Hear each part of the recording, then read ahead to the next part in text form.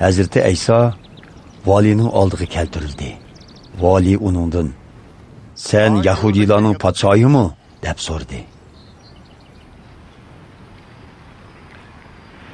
"Aytganingizdek", dedi Hazreti İsa. Oli ruhaniylar ve oqsoqollar uning ustidan shikoyat qilganda, u bir ig'izmi javob bermadi. Buning bilan Pilatus uningga: "Sening ustingdan qilingan shuncha ko'p shikoyatlarni olmayyotamsan?" dedi. Biroq Hazreti İsa ularning birigimi javob bermadi. Vali buningga intayin hayron qoldi. Har qitimliq o'tib ketish yetida vali otiti bo'yicha xaloyiq talab qilgan bir mahbusni qo'yib beradi. Ayni vaqtda Barabbas ismli nomi chiqqan bir mahbus zindonda edi. Xalq bir yerga jam bo'lganda Pilatus ulardan: "Sizlar uchun kimni qo'yib berishimni talab qilasizlar? Barabbasnimi yoki Masih deb atalgan İsa'nimi?" deb so'radi. Pilatus oliy ruhaniylar va oqsoqollarning Hazrati İsa'ga hasadxo'rlik qilib, uni o'ziga topshirib berganligini biladi. Pilatus so'roq munbirda o'tirganda ayoli uningga: "U begunoh odamga tegmang. U tunigun kecha tushimga kirib ko'p azoblandim" deb xabar avatdi.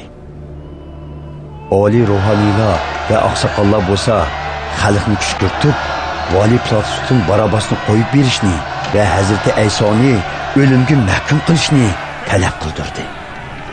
Vali ulardan yana: "Sizlar uchun bu ikkisining qaysisini qo'yib berishini talab qilasizlar?" deb so'radi. "Barabbasni" deyishdi ular.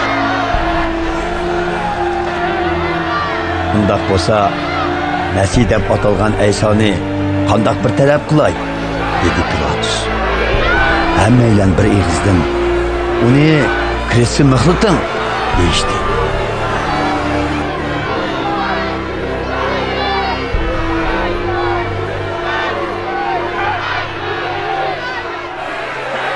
Pilatus: "Nemishqa?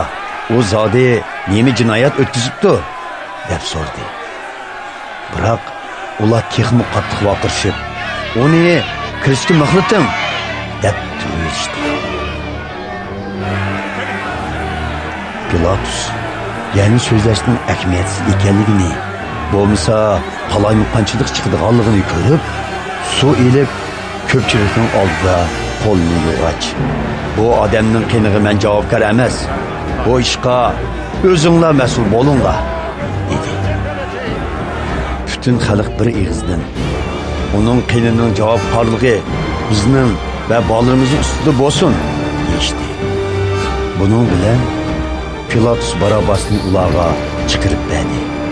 Hazrati İsa'ni bo'lsa qamchilatgandan keyin kristga mixlash uchun lashkarlarga topshirdi.